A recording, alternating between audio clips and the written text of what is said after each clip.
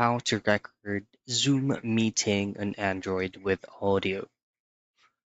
Now, Zoom Workspace or Zoom Meeting actually has this specific feature in which you can actually record your screen with an audio in it.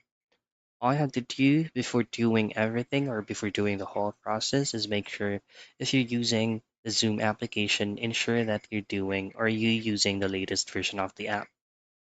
Just simply head straight into joining a specific meeting or room, and then recording button will always show up at the lower right side or sometimes at the upper right hand corner of your screen. However, if that recording button is not visible, what you want to do is to either use a third-party application recording software that you can use on your device, or you could also try to use the built-in screen recorder that you have on your phone. You simply access your screen recorder, and in here you can customize it if you would like audio to be included on your recording. And that's pretty much it. That's how you record Zoom meeting on Android with audio.